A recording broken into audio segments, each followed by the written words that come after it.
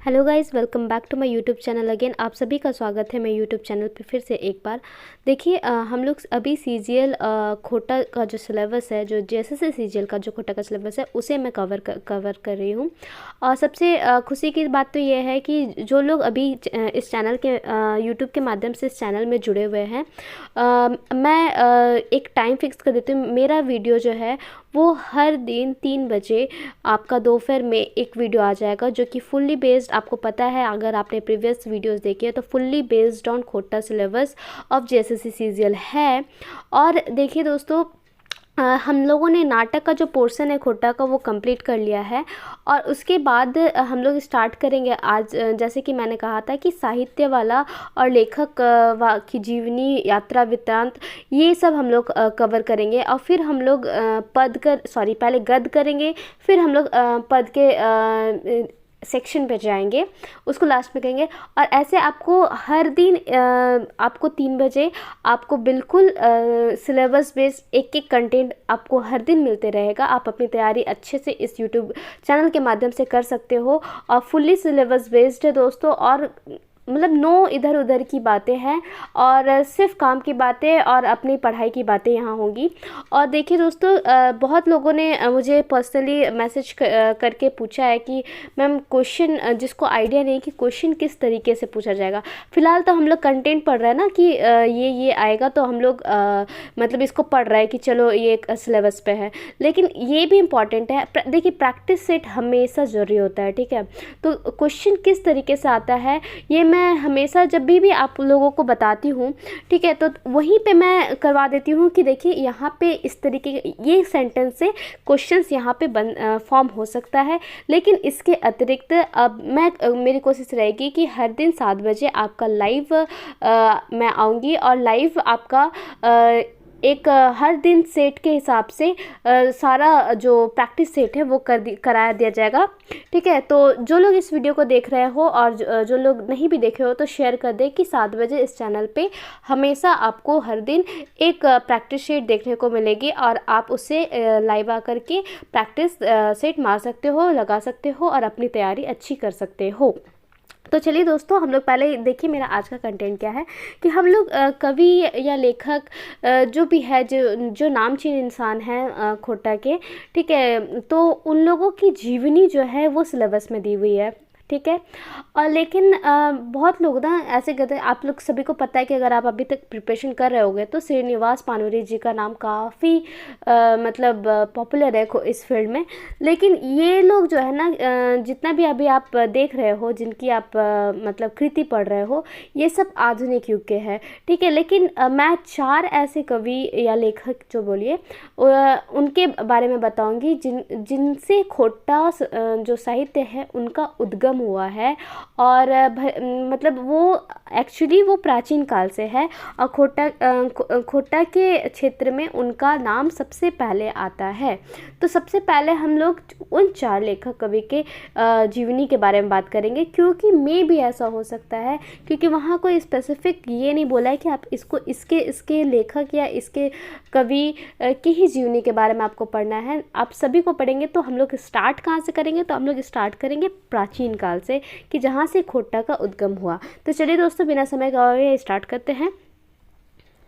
सबसे पहले जो नाम आता है वो आप जानेंगे राजा दलेल सिंह के बारे में, ठीक है। तो अगर आप मतलब अच्छे से झारखंड की तैयारी कर रहे हो तो ऑब्वियसली आपका 40 मार्क्स झारखंड रिलेटेड क्वेश्चंस रहेगा, यानी कि झारखंड जीके की क्वेश्चन है। तो आप अभी तक पढ़ चुके होंगे झारखंड इतिहास में, अगर नहीं भी पढ़े हो तो मैं बता देती हूँ। आपको राजा दलेल सिंह के बारे में ज़रूर पढ़ना है।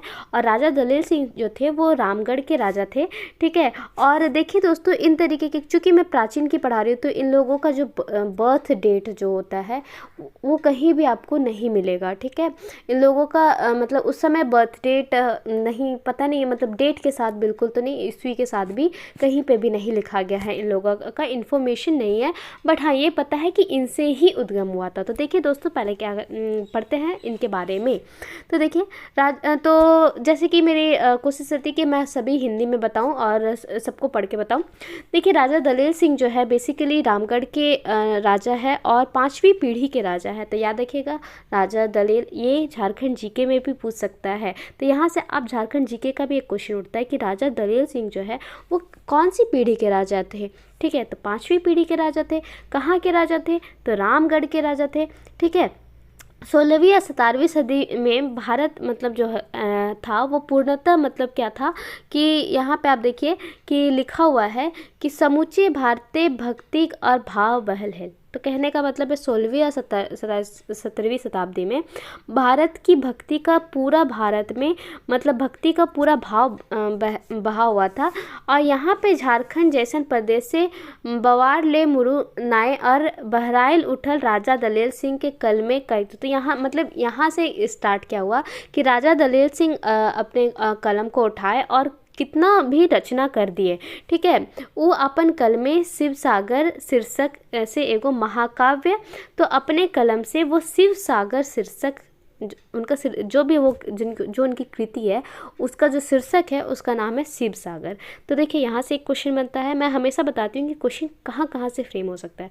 तो शिव सागर से एक महाकाव्य और 3 और रचना वो किए हैं। तो 3 और कौन कौन से हैं? तो देखिए एक महाकाव्य हो गया राजा दलेल सिंह का जो कि जिसका शीर्षक है शिव सागर। ठीक है, और 3 काव्य जो है, तो 3 काव्य कौन कौन सा है?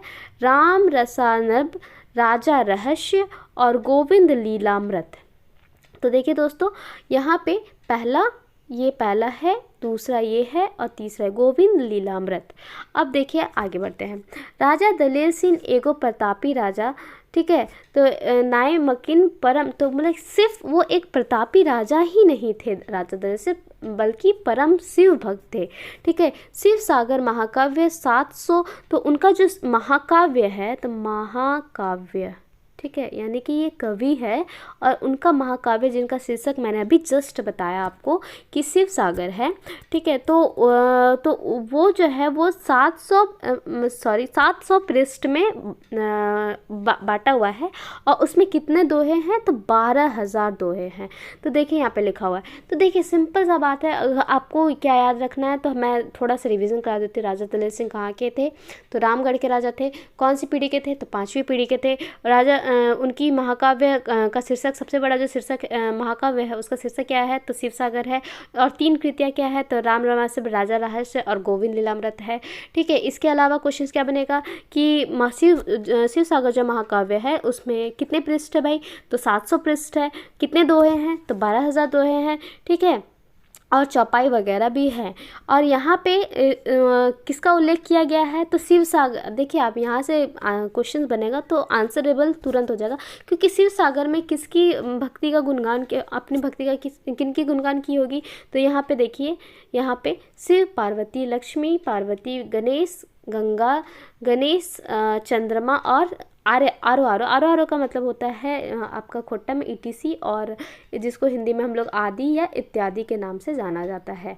तो यहाँ से आप देखिए कुछ यहाँ पे कृति दी हुई है और यहाँ पे 3 अक्षर, कोई एक चौपाया नहीं, एक आपका दोहा के रूप में यहाँ पे लिखा हुआ है।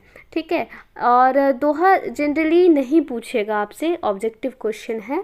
ठीक है, और इस तरीके से आप इसको एक बार देख सकते हैं, क्योंकि अगर इस तरीके के शिव गार्ड बसे, ये हो सकता है कि ये 4 लाइन दे दे। अगर थोड़ा डीप क्वेश्चन पूछेगा तो ठीक है, तो ये क्वेश्चन दे, आप बोलेगा कि ये किसकी कृति है, तो ये थोड़ा डीप क्वेश्चन है, बट फिर भी इसके लिए भी आप तैयार रहिए। ठीक है, राजा दलेल सिंह की रचना अधिक प्रभाव मेटा मई नकिन, लेकिन गहराई जाके पता, तो मतलब शुरू में तो उनका अधिक प्रभाव नहीं पड़ा, लेकिन गहराई में जाकर के पता चलता है यहीं से खोट्टा रचना के उद्गम हुआ है। इनकर आरो रचनाएं खातिर रूपे खोट्टा दर्शन है। तो इनका जो रचना है इससे खोट्टा का दर्शन हुआ सबसे शुरू वाला। राजा दर्शन सिंह के बेटा, देखिए बेटा मतलब यहाँ पे बेटा होता है। ठीक है, सन। ठीक है, तो उनके जो बेटा थे रुद्र सिंह, वो भी एक खोट्टा भाषा के एक महान विद्वान हैं और वो ज्ञान सुधाकर की रचना कर दिल का। तो देखिए यहाँ पे क्वेश्चन कैसे बनेगा, तो शिव सागर जो है, शिव सागर ये राजा दलेल जी की कृति है, और ज्ञान सुधाकर जो है, ज्ञान सुधाकर, ठीक है। तो उनके पुत्र रुद्र सिंह की कृति है। ये दो बिल्कुल याद रखिए, ये एकदम मतलब होता है ना कि बहुत कैची क्वेश्चंस है, ठीक है। इसके फिर लिखे राजा दलेल सिंह के मोती मानव जात, तो इसके वजह से राजा दलेल सिंह को मोती माना जाता है खोटा मतलब साहित्य में, या खोटा जो भी उस क्षेत्र है या जो भी पोर्शन मतलब फील्ड है खोटा का, उसमें माना जाता है। अब देखिए दोस्तों, इसके बाद आते हैं आपका पद्म दास, ठीक है। ये भी प्राचीन लेखक या कवि में से जाने जाएंगे। और पद्म दास की क्या सबसे पहले इंट्रोडक्शन में ही मैं बता दूं, पद्म दास जो है वो राजा दलेल सिंह के ही दरबारी कवि थे, ठीक है। जिस तरीके से होता है ना कि हम लोगों ने पढ़ा कि अकबर के दरबार में ये कवि थे, वो उसी तरीके से राजा दलेल सिंह जो रामगढ़ के राजा थे वो उसके दरबारी मतलब कवि थे। राजा इनकर लपतांगा हिल, ठीक है। मतलब कहने का मतलब उनका जो घर था ना वो एकदम थोड़े ही दूर में था, इसका सेंस ये बनता है। तो इसीलिए वो अपना बेटा यानी कि रुद्र सिंह का मास्टर उसको बनवा लिया, मतलब उसको हायर कर लिया कि तुम इसको पढ़ाओ, ठीक है। तो रुद्र सिंह उसको खूब पढ़ाया, उसको खूब मनोरंजन करके मतलब पढ़ाएं, और सब खोटा भाषा बहुत सारा चीज़ को मनोरंजन करने खातिर खोटा भाषा से अनुवाद किए। हितोपदेश संस्कृत के शिक्षा को पद्म दास एगो रचना के, तो हितोपदेश संस्कृत की शिक्षा को वो मतलब ट्रांसलेट करके काइब मंजरी नाम करके एक कृति उनका है। ये लिखे 16वीं और 17वीं सदी के खोटा भाषक विकासे टाबान बेटा एक इति जोकरा नाम है।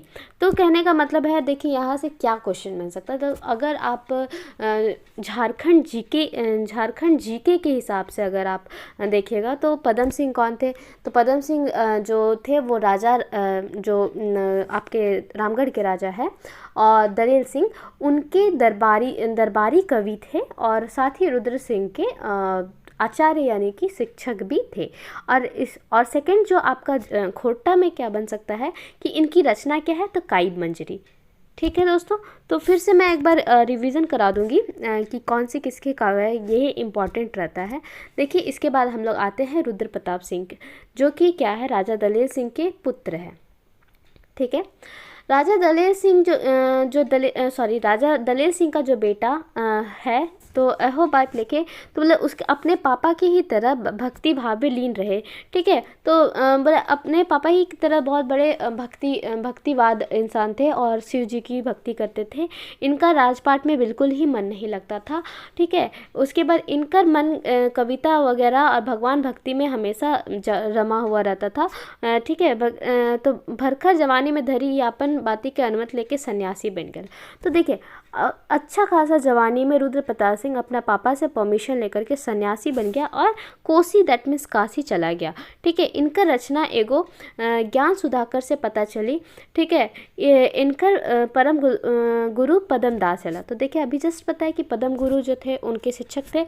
इनकर पढ़ावे खातिर संस्कृत के हितोपदेश खोटा अनुवाद करा, तो ये संस्कृत के उपदेशों को खोटा में ट्रांसलेट किए हुए हैं पद्म दास, जो कि मैंने अभी जस्ट बताया।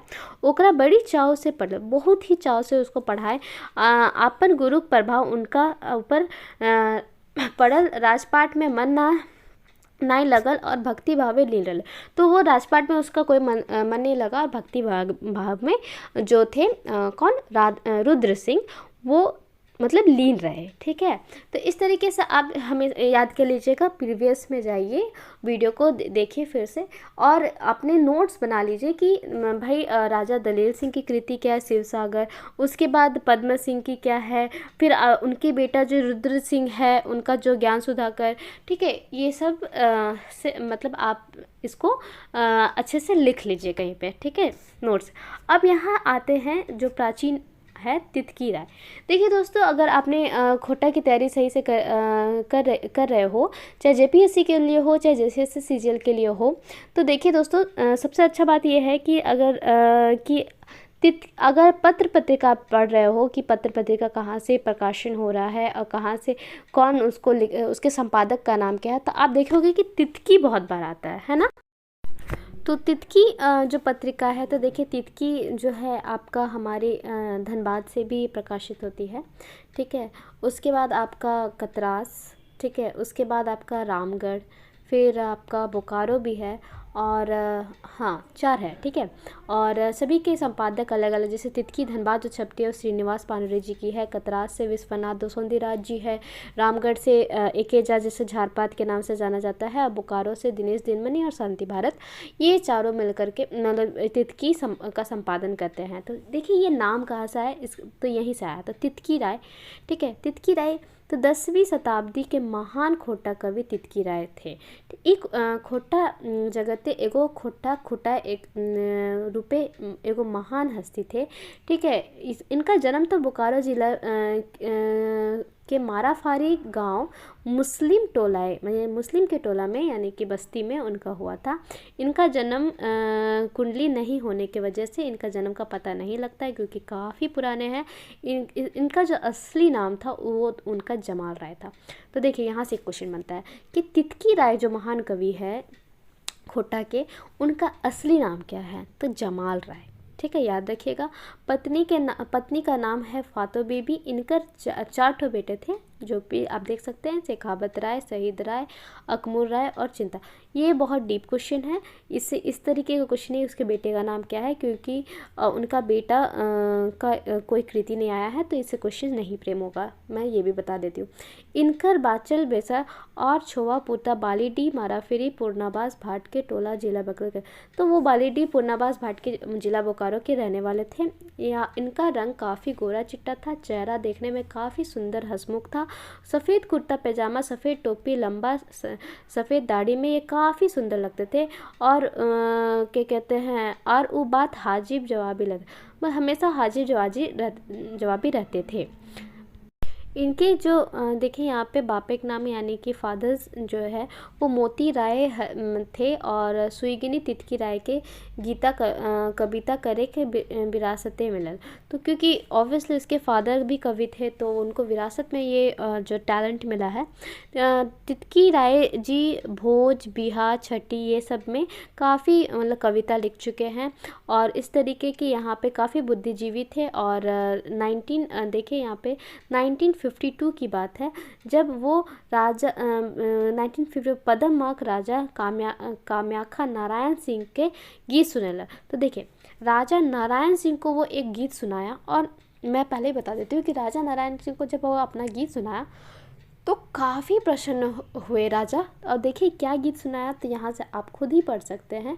इनका जो मतलब एक देशभक्ति टाइप का ये गीत है, आप खुद ही इसको एक बार पढ़ लीजिए। यहाँ पे हिंदुस्तान के हिंदू मुसलमान एक राइज के बेईमान, इस तरीके से हिंदू मुसलमान मगन के रह रहे किसान, हिंदुस्तान के मुसलमान, इस तरह से ये कविता सुन करके यहाँ से देख सकते हैं कि काफ़ी खुश मतलब अच्छा राजा को लगा। और राजा का नाम क्या था, तो ये भी एक बार नोट कर ले, नारायण सिंह, ठीक है। अब यहाँ पे देखिए तो कहता है कि मतलब राजा तुरंत ढेर सारा इसको मतलब क्या कहते हैं, बहुत ही इनसे इम्प्रेस्ड होकर के, और इनका जो असली नाम था जो कि जमाल राय था, उसको कन्वर्ट करके राजा का ही नाम दिया हुआ है तितकी। तो यहाँ से आता है तितकी। क्या क्या क्वेश्चन बनता है, तो तितकी राय का असली नाम क्या है, जमाल राय। जमाल राय जो वास्तविक नाम है वो किस महान कवि का नाम है खोटा में, तो तितकी राय का ऐसे भी मतलब अल्टरनेट, ठीक है। क्वेश्चन ऐसे भी हो सकता है कि तितकी राय का जो नाम है वो किसने दिया, तो राजा नारायण सिंह ने दिया। कब दिया, 1952 में, जब वो अपना जो अपनी कविता सुनाए थे उससे प्रसन्न होकर के उनको दिया गया।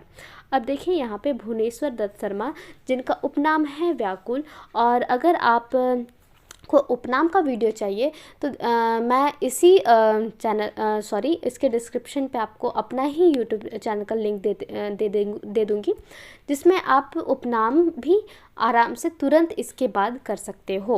अब देखिए वो भी मैंने बनाया हुआ है। भुवनेश्वर दत्त शर्मा व्याकुल जो है वो व्याकुल खोटा भाषा के बहुत से पुराने साहित्य काल के मतलब उनका जन्म हुआ था, जिनका जन्म हुआ 17 मार्च 1908।